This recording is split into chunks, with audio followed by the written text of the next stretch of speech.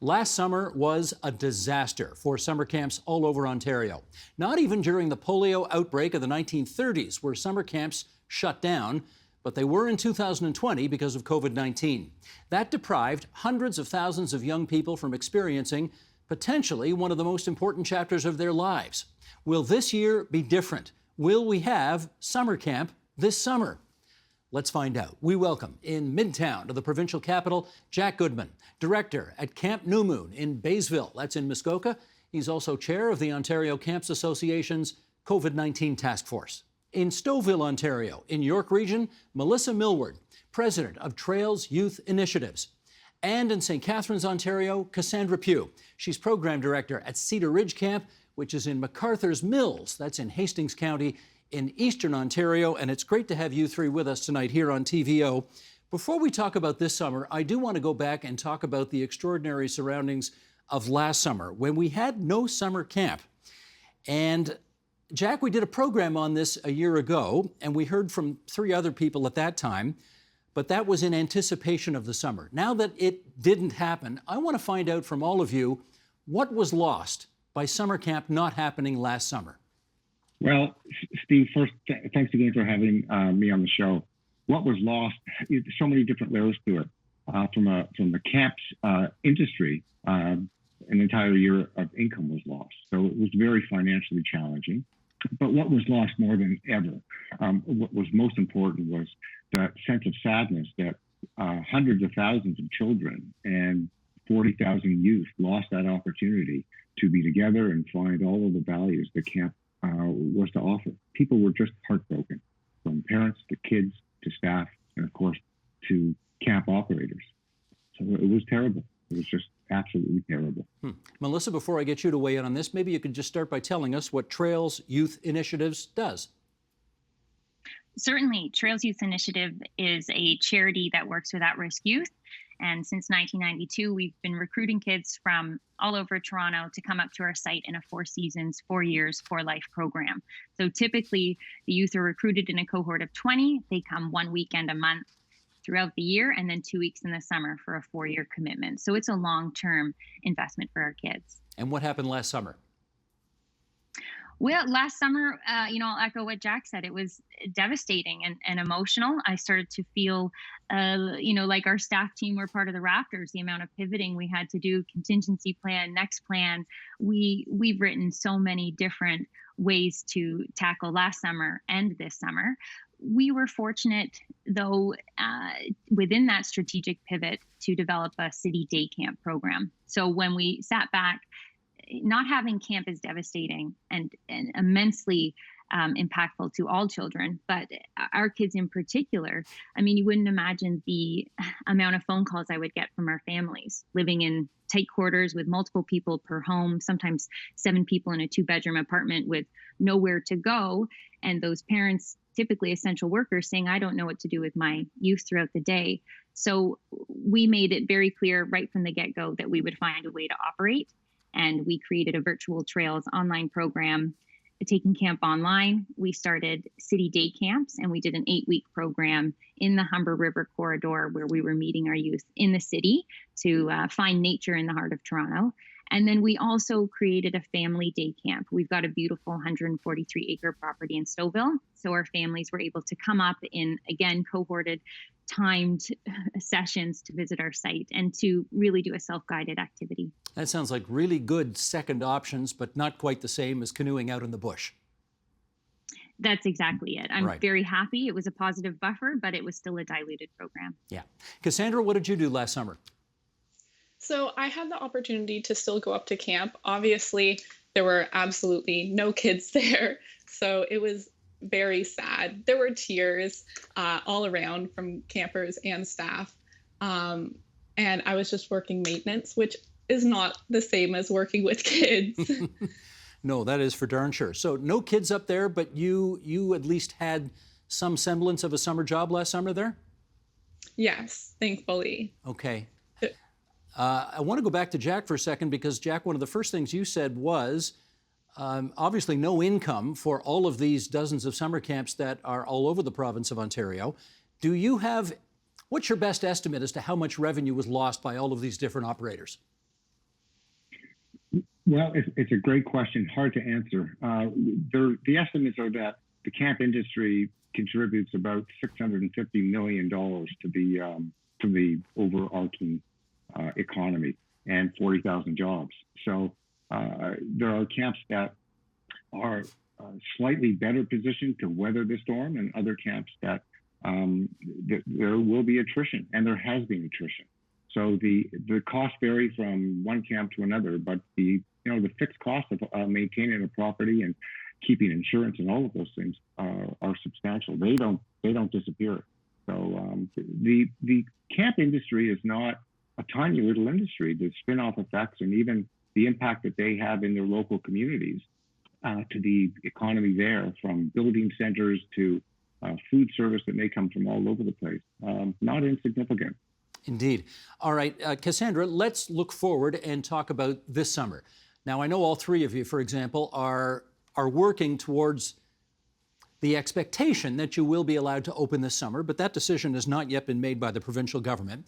So, Cassandra, tell me, what are you and what are the folks at Cedar Ridge doing right now to prepare to open during a summer of COVID-19?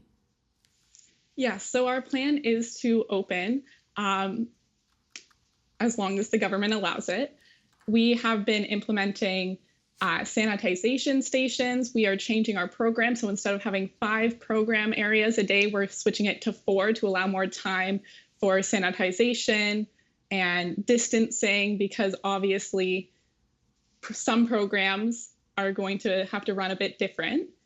We are also planning for all activities to be outside. You know, we like to say that there's no such thing as bad weather, just poor clothing choices.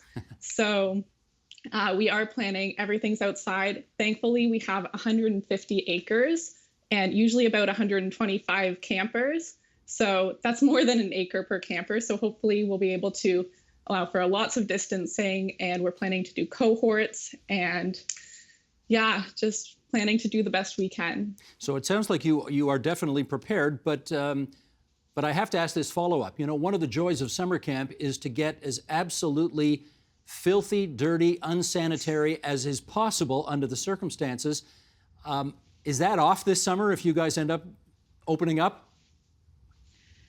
Yeah, I mean, it's going to be different. It's going to be a summer like no other, but we're doing our best to implement as many sanitization stations, one for each activity station. And we've also implemented hand washing, outdoor sinks, just to do the best we can.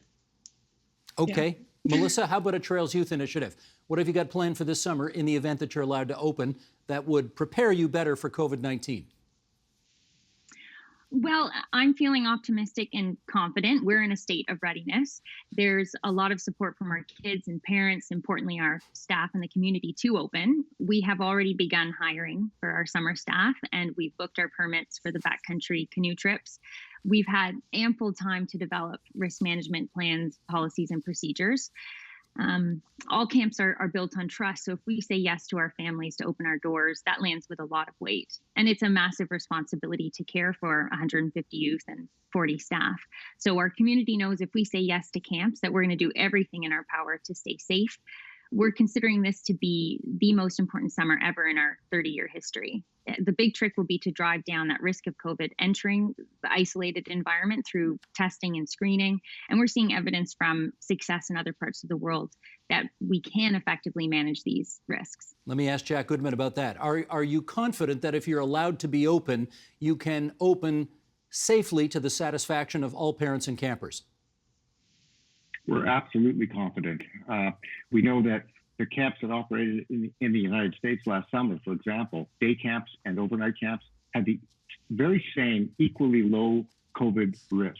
So as was already stated, the plan that we've submitted, and we're awaiting a refinement on that plan with whatever isolation the kids can take before camp begins, even if they're in school, limiting that social engagement, a testing program. And we're working very hard with the government to establish a testing program for all of camps so that it will be equitable and equal across all the landscape. So whether there are camps that can afford to absorb or pass on those costs, or camps that service individuals where that those degrees of freedoms don't exist, that'll be an enormous part of the program of safety.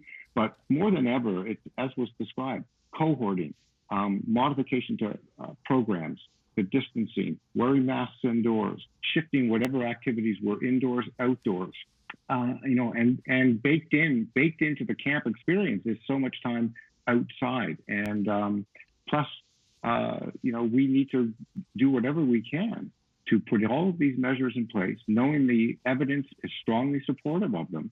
We've got to get those kids their mental health restored, and we think the camps are going to be a huge part of that. All right, having said that, Jack, I want you to take off your new moon hat for a second and put on your hat that has you chairing the COVID-19 task force for the entire Ontario Camping Association. And I want to read an excerpt here from a letter that you got from Dr. David Williams, the medical officer of health from the whole province. And I want to share just part of the response that he sent to you, because obviously you've been in negotiations with him in hopes of being open this summer.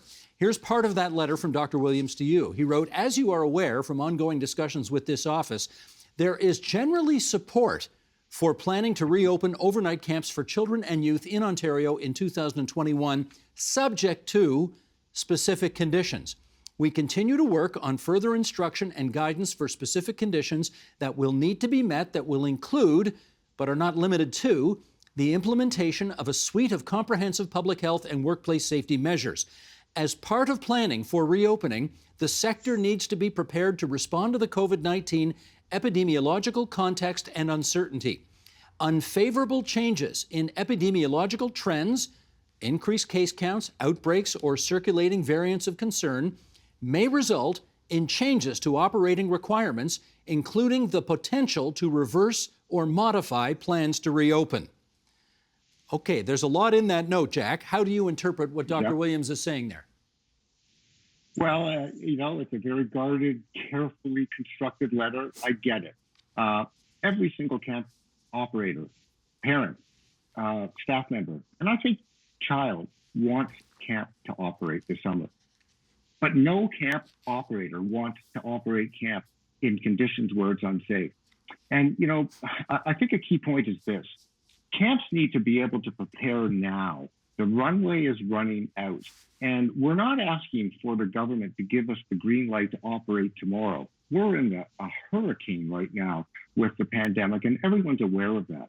But what camps need to know is that guidance can be delivered with anticipation of reasonable pandemic conditions, not an elimination of the pandemic, because we know by evidence camps can operate responsibly and carefully and with a degree of safety that's acceptable. So whatever happens in late June, if the pandemic were to worsen to a point that we have to have a massive stay-at-home order, everyone's going to have to live with that. But, if I'm going from point A to point B on a road, I can't decide not to go because there may be a landslide across that road. I've got to go ahead carefully and cautiously and be mindful of the environment and all of those safety conditions. And if there is a cataclysmic event that prevents us from operating in camps, just as it would be to prevent me from going to point A to point B, I'll deal with that. Camps will deal with that. Parents and children will deal with that if and when that happens. But that runway is now, and we need to have time to prepare, and that's what the ask is. Understood. Melissa, maybe you could let us in on to what your strategy will be at your place if, for example, testing is needed. Are you going to have on-site COVID-19 testing available for staff, students, campers, everybody? Yes, we definitely want to have many systems in place. To start, we would have pickup locations in Toronto. So these communal spaces, we'd have staggered times where participants, campers would arrive and be screened and tested before even entering a bus to come up. Transportation last summer and overnight accommodation was the hardest part. We've demonstrated that through day camps, throughout this year we've been running on most Saturdays, that we can operate safely and prevent the introduction of COVID within our camp. Throughout the year we had 14 youth and 2 staff get sent home for having symptoms, and this is in the pre-screening, and they were all tested, came back negative, and they returned when they were symptom-free. So I do believe we can do this, and we're offering kids a chance to be outside all day where there's a low spread. It's a chance for them to be kids, to remove them from this consistent state of despair and uncertainty, and to fill them with hope. Camps create a whole new world, and our kids call us a family. They call us a second home.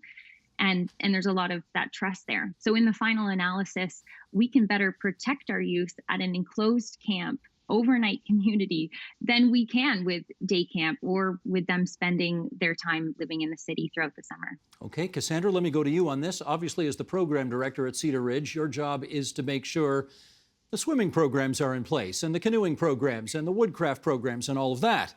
But this summer, obviously, is going to be different. What do you know about whether or not there will be a doctor and or a nurse on site? What do you know about whether campers can be tested on site? All of that business. Yes, so we always have a nurse on site. This summer, we're planning to have 2 nurses, or a nurse and a medical student, up for each session. We're hoping to have that, but we will always have at least one. We are planning to do rapid tests for every single staff and camper. And again, we're implementing as many sanitization stations as are needed. And we have a separate lodge where if anyone is showing symptoms, they're going to be isolated in there until we get their test results back. And we have a protocol set out already. So we feel very prepared, very confident that we can run safely and still give the campers the amazing camp experience that they look forward to all year. Jack, let me do a follow-up on that last statement you made, which is you need a decision soon. You said you're running out of runway. When do you need the province to make a decision one way or another by as to whether or not you're allowed to open your doors this summer? You know, that's the tricky question, and it's a little more tricky to answer. What we want is a clear signal from the government and public health that camps will be able to operate with easing of the greatest concerns that exist right now. I believe that through our discussions that we've had with public health and the Office of the Chief Medical Officer of Health, there's a genuine desire to see camps operate. There's a genuine desire amongst our political folks to see camp operate. Everyone knows what to take. What we need is the process to be expedited so that our guidance documents are in the hands of our camp operators, and that we can begin to communicate with our local public health units so that they can be put at ease, that they are aware of all of the specific protocols that camps have put in place.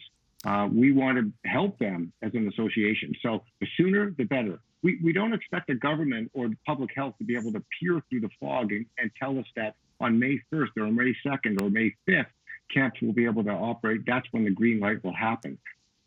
We just need to know that the conditions of the pandemic, whatever those a reasonable set of conditions are, the camps will be allowed to operate. The evidence supports that.